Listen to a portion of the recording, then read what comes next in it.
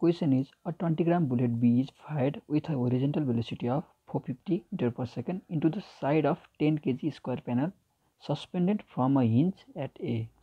Knowing that the panel is initially at rest, determine the angular velocity of the panel immediately after the bullet becomes immediate and the impulsive reaction at A, assuming the bullet becomes immediate to 0.006 second. So क्वेसनले के भनेको छ भने यहाँ एउटा 450 × 450 को square panel छ जुन चाहिँ यो ए पोइन्टमा सस्पेन्डेड छ एन्ड एउटा बुलेट होरिजेन्टली फायर गरेको छ जसको भेलोसिटी कति छ 450 मिटर पर सेकेन्ड छ एन्ड त्यो चाहिँ यो पोइन्टबाट 350 mm तल छ.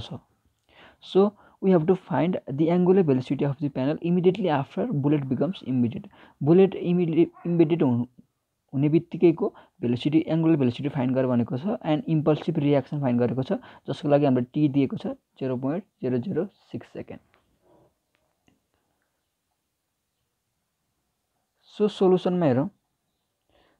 फर्स्टमा गिवन छ एमबी भनेको छ 20 ग्राम. सो यो भनेको 0.02 kg and the velocity of bullet पनि दिएको छ भिबी भनेको छ 450 meter per second and the mass of this square panel is 10 kg. So first मा भन्न सकिन्छ the initial momentum of this bullet and panel and the impulse due to external force is equivalent to the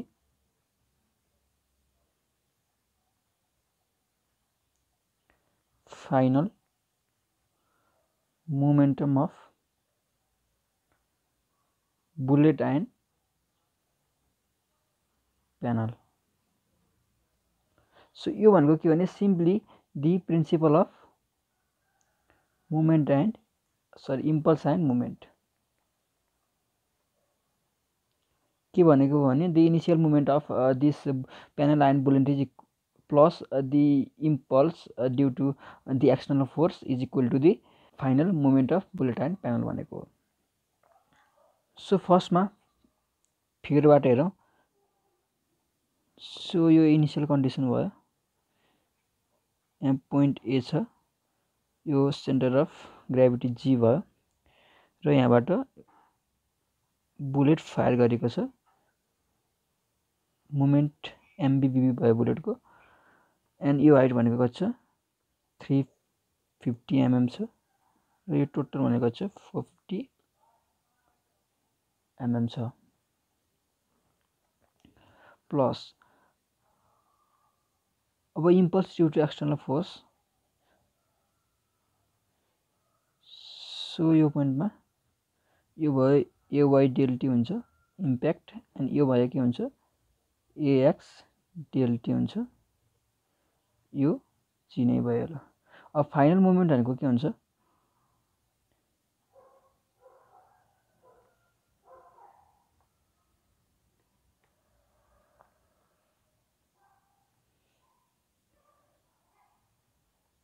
यो भयो ए यो भयो जी. Final मोमेन्टमा के हुन्छ MP भी2 भयो एन्ड बुलेट चाहिँ यहाँबाट यसरी फायर गरेको छ भनेपछि यो कता मुभ गर्छ यो डिरेक्सनमा मुभ गर्छ. सो यो हुने भयो आई ओमेगा. सो हामी के भन्न सक्छौँ system moment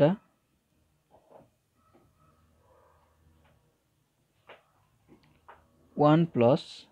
system impulse 1 to 2 is equal to system moment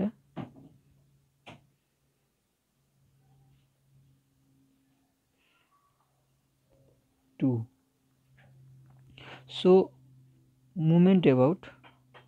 point A हेरौँ.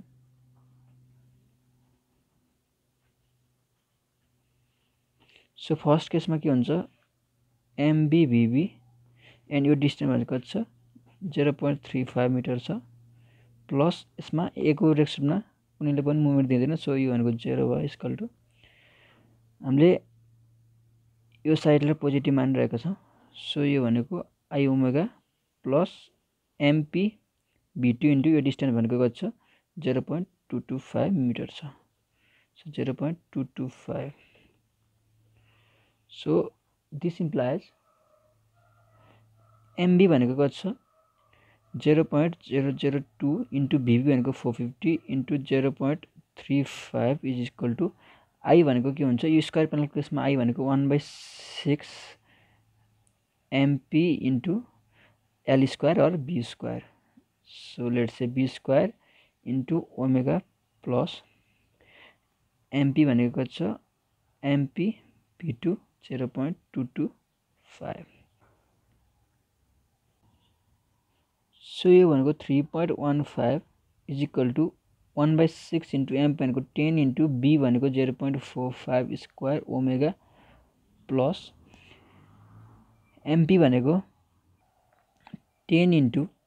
v2 भनेको के हुन्छ आर ओमेगा हुन्छ सो आर भनेको कति छ 0.225 omega into 0.225 so this implies 3.15 is equal to 0.45 square divided by 10 into divided 6 into 10 0.3375 omega plus 0.225 square into 10 this is 0.50625 omega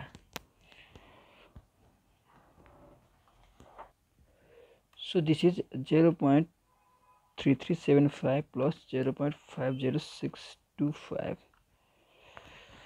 0.84375 is equal to 3.15 so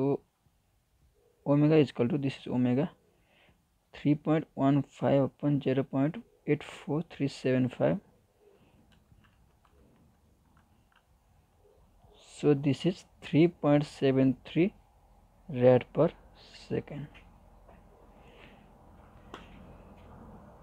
अब हामीलाई फाइन्ड गर्नु छ the impulsive reaction at a assuming that bullet becomes embedded 0.006 second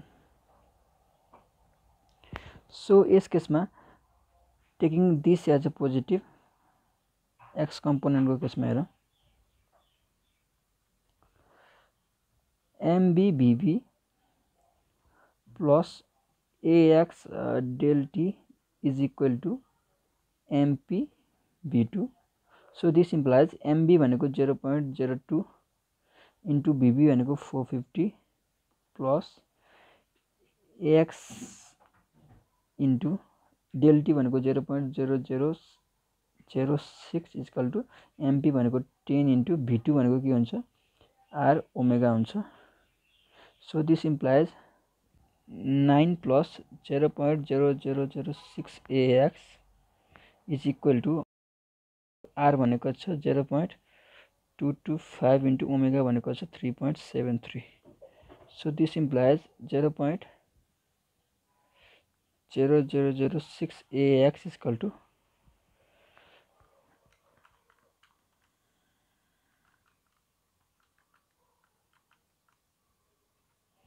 so यो भनेको 8.3925 minus 9 हुन्छ so this implies AX भनेको कति हुन्छ minus 0.6075 upon